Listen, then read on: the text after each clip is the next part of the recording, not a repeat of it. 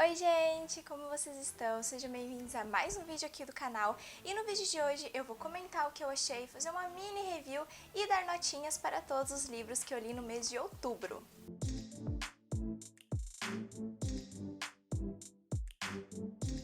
Eu preciso confessar pra vocês que eu não li tantos livros assim, eu tava lendo mais, por exemplo, em setembro, agosto ali, eu li tipo 10 livros, mas em outubro eu acabei lendo só 5, porém foram leituras muito legais e que eu consegui aproveitar e absorver bastante, então eu vou conseguir comentar bem os detalhes aqui com vocês, tudo que eu achei, e alguns desses livros inclusive são lançamentos, eu acho que a maioria deles, então já preparei a sua listinha, já anota essas dicas aí, porque já pega as recomendações, né, pra ser as suas próximas leituras.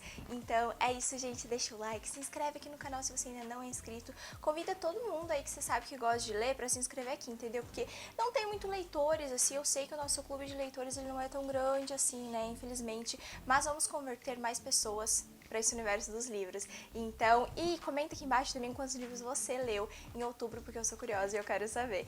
Então, é isso, gente, e bora começar. Lembrando aqui vocês que os livros, eles não estão na ordem que eu li certinho. Eu até anoto o dia que eu termino de ler, mas eu resolvi fazer numa ordem aleatória, até porque esse primeiro livro que eu vou citar aqui, ele faz parte de uma duologia, e o segundo livro eu tô lendo só agora em novembro, que é, gente, a duologia de Widerwood, que o primeiro livro é Para o Lobo e foi uma das minhas leituras do mês de outubro. O segundo livro eu tô lendo nesse momento, que é Para o Trono, então essa aqui é a duologia. Esse segundo livro aqui, inclusive, eu recebi da editora Suma, porém eles não tinham me enviado o primeiro, então eu acabei tendo que comprar, até porque eu tava querendo ler essa coleção já há algum tempo, e aí como Para o Lobo lançou, não faz muito tempo, acho que saiu esse ano ainda, eles me mandaram e eu resolvi comprar o primeiro livro pra ler logo essa duologia. Adianto pra vocês que a minha notinha para este primeiro livro aqui foi 4 estrelas, porém, em parte, eu não dou 5 estrelas pra ele porque eu demorei pra engatar na leitura. Só que eu acho que a culpa foi minha, na verdade. Eu tava meio que numa ressaca literária, então demorou ali pra eu realmente pegar o ritmo, entender o universo, né, o sistema mágico e tudo mais.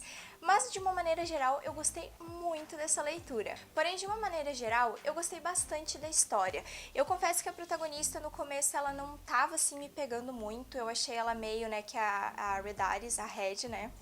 Afinal, o livro é uma releitura de A Chapeuzinho Vermelho, né, caso você ainda não tenha percebido, mas eu não tava achando ela, assim, muito interessante de acompanhar, sabe? Porém, aos poucos eu fui gostando muito dela. A minha única reclamação, eu acho que de fato sobre o livro, é que ele é vendido como se tivesse bastante romance, e ele não tem, gente, sabe? Ele é assim, ele é 99% fantasia, e 1% a gente tem romance. Eu entendo que o casal principal ele acontece e tudo mais, só que ele demora muito, sabe? E aí vai ficando uma coisa meio maçante, porque você espera mais que eles interajam e aí ao mesmo tempo as interações deles são tão tipo, sabe, nada a ver. E aí quando de fato acontece aquele romance você fica tipo, ah, então tá, né? Eu espero ver mais esse casal no segundo livro, porque eles são diretamente ligados e tudo mais, né, as histórias, apesar de terem protagonistas diferentes, afinal, Widerwood, ela segue a história de duas irmãs, né, a Red e a Neve. Uma das irmãs, que é a segunda filha, que é a Red, ela é destinada para o lobo, afinal tem toda uma questão lá de religião, de superstições e tudo mais, em que eles acreditam que a segunda filha, sempre que nasce no reino, né, a segunda princesa, ela tem que ser entregue para o lobo para proteger ali a floresta mágica, que é Widerwood, e também para trazer os 5 reis de volta, que são uma espécie de deuses para esse povo. Mas eu espero muito que no segundo livro, esse romance principal aqui, ele leve um rumo mais adiante, porque de fato eu me decepcionei bastante com o romance. Eu esperava muito mais, porque ele é vendido como se tivesse muito romance, e no caso não tem quase nada, ele é mais focado na fantasia, o que não é um problema, sabe? Eu achei o universo bem construído, ele apesar de pegar todos os clichês ali e na verdade misturar a maioria dos clássicos ali da Disney, né, os clássicos contos de fadas, ele conseguiu trabalhar muito bem isso, então a autora ela mandou muito bem nessa parte, sabe? O universo mágico, ele é bem construído. A única coisa realmente foi que eu demorei pra engatar na história, eu não gostei muito da participação da Neve aqui, eu achei ela uma personagem bem chatinha, espero gostar mais dela no segundo livro, e porque eu queria ter visto mais desse casal, né, gente? Porque, assim, eles tinham muito potencial. Poxa, é a história da Chapeuzinho Vermelho com o lobo, que todo mundo acha que é um monstro e na verdade não é. E aí, no fim das contas, ficou uma coisa meio água com açúcar, sabe? Lugar Feliz foi um recebidinho da editora Verus, que é da autora Emily Henry, a mesma autora de Leituras de Verão, cujo eu já tinha lido outros 2 livros. Eu li Leituras de Verão e Loucos por Livros. E aí a Verus me mandou Lugar Feliz, que era um novo lançamento dessa autora. Eu preciso dizer que, como boa fã dessa autora, né, eu gosto bastante dos livros e da escrita da Emily Henry. Esse aqui é o meu favorito dela até o momento.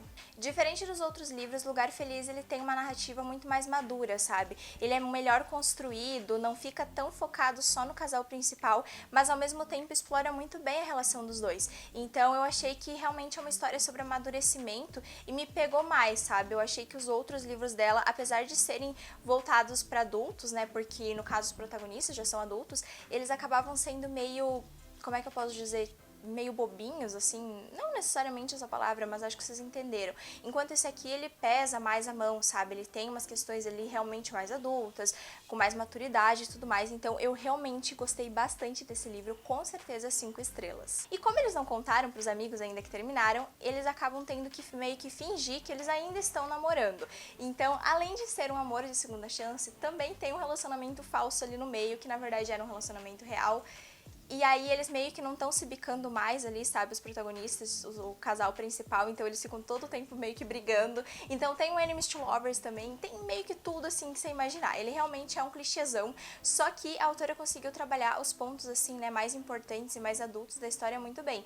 E é por isso que eu digo que ele de fato é um livro mais maduro. É um livro muito fofo, super recomendo, gente, 5 estrelas. Pra mim, até agora foi o melhor da autora, sabe? Pra quem gosta, assim, de um romance mais adulto, mais maduro, vai amar esse livro. Ele tem vários momentos super fofos, mas também tem alguns momentos ali que você para pra refletir sobre a situação. Como eu falei, uma das vantagens desse livro é que apesar da gente acompanhar o ponto de vista do casal, a gente tem esses amigos que têm as suas próprias vidas ali ao redor, então isso acaba tornando o livro menos maçante, sabe? Até porque os livros dela costumam ser grandes, eu acho que ele tem 400 páginas, que para um romance eu considero grandinho. Então, eu acho que vale super a pena, de verdade. Eu amei essa leitura. Não esperava que fosse ser tão bom, porque como eu falei, apesar de eu gostar muito da autora, os outros livros dela para mim pareciam meio adolescentes demais, sabe? E esse aqui, poxa, foi um boom. Ela realmente conseguiu tratar esse livro e trazer uma narrativa totalmente diferente. Então, eu gostei muito de Lugar Feliz. Em compensação, Te Vejo Ontem também é um lançamento que eu recebi da editora Galera, saiu esse ano. Só que assim, gente, tem alguns pontos pra dizer. Gostei do livro? Gostei. Recomendo pra vocês? Super. É uma história divertida, é uma história que traz um toque de romance com ficção científica. Porém, o final não me pegou. E eu acho que eu dou 3,5 estrelas pra ele, porque o rumo que a história tomou não me agradou muito, não. A gente vai acompanhar a Barrett, que começou na faculdade depois de um ensino médio super turbulento, onde ela não tinha amigos, foi alvo de fofocas e até de bullying. E agora ela quer recomeçar, né, na sua vida universitária. Acontece que logo no primeiro dia de aula as coisas dão tudo errado. Aí ela só quer voltar pra cama, dormir e acordar num novo dia. Só que o novo dia nunca chega, e ela percebe que tá parada no tempo. O primeiro dia dela vai se repetindo, tudo acontecendo de novo, até que ela percebe que tem outra pessoa que também tá presa no tempo. Eu demorei bastante para terminar esse livro, eu acho que assim, mais de uma semana, considerando que ele é um romance e ele é super curtinho. Eu acho que ele tem, deixa eu ver, ele não chega a ter 400 páginas, só que realmente, assim, pra mim não tava indo, sabe? Não tava... Acabou se tornando meio que chato toda a história. Eu acho que ele poderia até ser um livro menorzinho e trabalhar melhor os pontos. Da metade do livro até o final, eu acho que realmente foi o grande problema.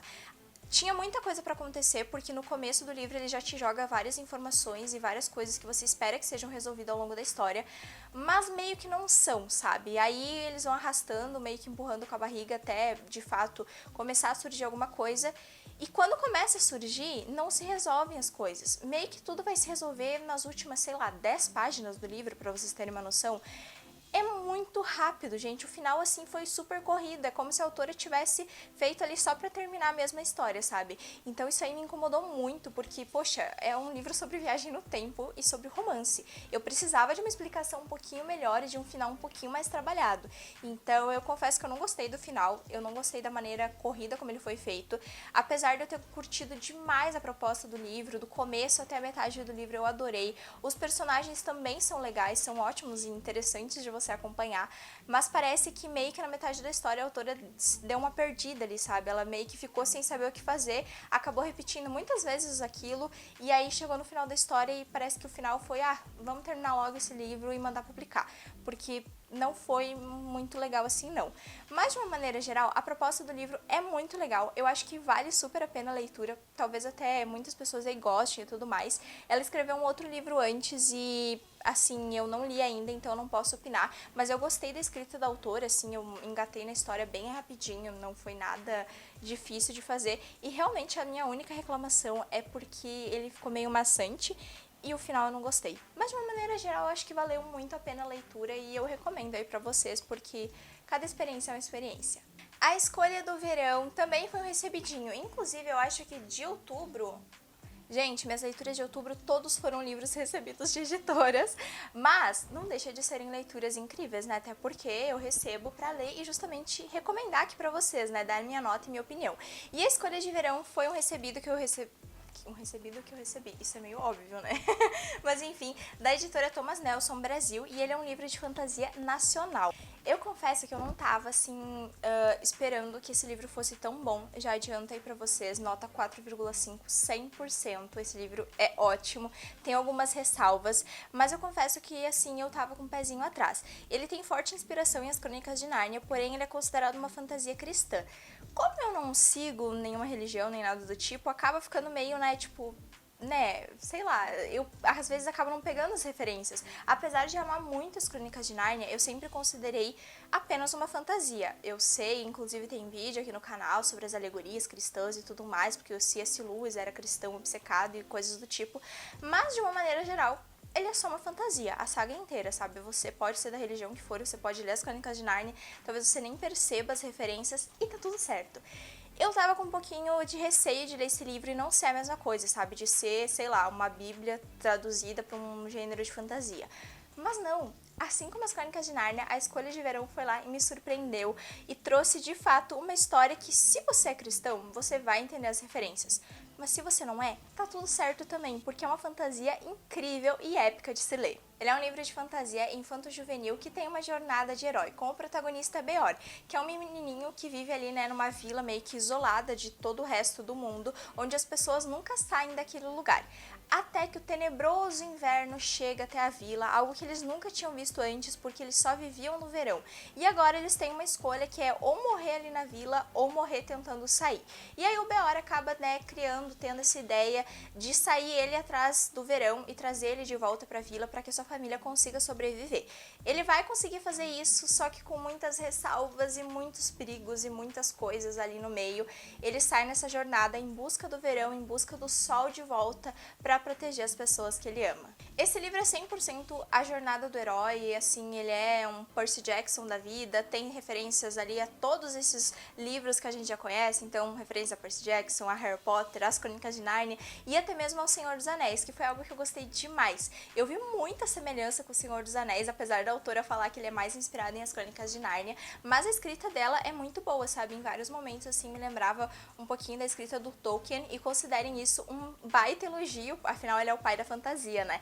Então eu gostei demais, eu achei a aventura ali do personagem, né? Toda a saga dele, essa jornada que ele vai ter que percorrer, muito incrível. Eu gostei demais do protagonista, a gente vê o amadurecimento dele, como ele deixa de ser uma criança que tinha seus próprios sonhos e até em vários momentos era bem egoísta, para sair em busca de uma salvação para toda a sua vila, né? Afinal, o sonho dele era sair desse vilarejo, mas não daquela maneira, e ver como ele teve que superar tudo isso, né? Deixar a sua família e seus amigos para trás para embarcar sozinho nessa jornada foi algo muito legal de se ver. No próximo ano aí, uma das minhas metas, aliás, desse ano também foi ler outros gêneros, mas é ler mais. E o Stephen King acabou, né, entrando ali meio que numa listinha de, quero comprar. Mas eu nunca comprava nenhum livro dele, sabe? Ficava meio que enrolando. E aí eu recebi Holly. E eu falei, agora é o momento, entendeu? Eu não tenho escolha, eu vou ter que ler esse livro. E eu tava com o pé atrás, porque ele não é um livro pequeno, gente. Ele tem, eu acho que quase 500 páginas. Comecei a ler. Primeira página e tudo mais, e eu fui, tá me prendendo muito pra um livro de terror. O que é isso? Que escrita incrível é essa? Que coisa revolucionária é esse livro? E de fato foi o que aconteceu, gente. Eu devorei Holly em 2 dias. A escrita do Stephen King nesse livro é absurda de boa. Eu preciso dizer que Holly, na verdade, ele não é exatamente um terror. A gente não tem nada de sobrenatural, mas ele é um livro mais voltado para investigação policial ali, né?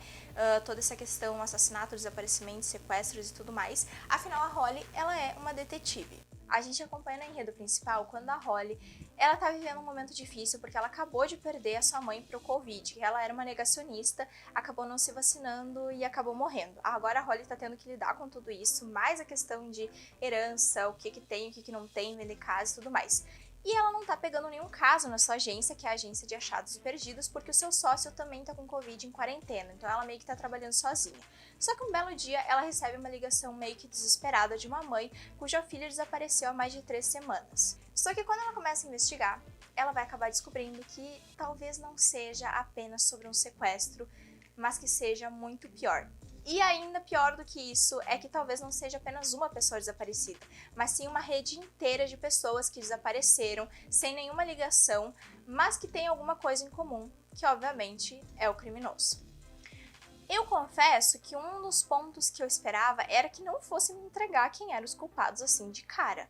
Só que ao mesmo tempo eu adorei isso, eu adorei porque a gente acompanha tanto a visão da Holly quanto a visão da Emily e do Rodney, que são os criminosos. E você vai vendo que, apesar de nós, leitores, já sabermos quem eles são, o que, né, na verdade o que eles fazem, não. Esse é o grande mistério do livro, tá? Eu não vou dar spoiler, inclusive, disso, porque eu achei, meu Deus, sabe, eu fechei o livro, tive que respirar fundo quando de fato eu entendi o que eles faziam, por que eles sequestravam essas pessoas, mas de uma maneira geral, saber quem já era o culpado e ao mesmo tempo, pela visão da Holly, não saber nada, foi surpreendente. Quando chegava nos pontos de vista dela, né, da Holly, eu ficava, meu Deus, menina, não faz isso, liga esses pontos, entendeu? Porque a gente já sabia o que aconteceu. Então é muito legal isso, eu adorei, eu acho que o Stephen King, ele conseguiu conectar muito bem, sabe? Mesmo a gente já sabendo que é culpado, ficou todo aquele ar de mistério ali. E esse foi o vídeo de hoje, gente. Eu espero muito que vocês tenham gostado. Como eu falei, não foram tantos livros assim, né? Foram só 5 leituras no mês de outubro, mas que eu consegui aproveitar bastante. Tirando um e outro ali que eu acho que não me pegaram tanto assim, mas a maioria foram leituras ótimas e agora eu tô engatando também, por exemplo, ali, né, para o Lobo, eu já peguei pra ler Para o Trono, que é a continuação, então aí em novembro, quando eu terminar de ler esse segundo livro, eu venho recomendar aqui pra vocês se eu gostei ou não do final dessa duologia.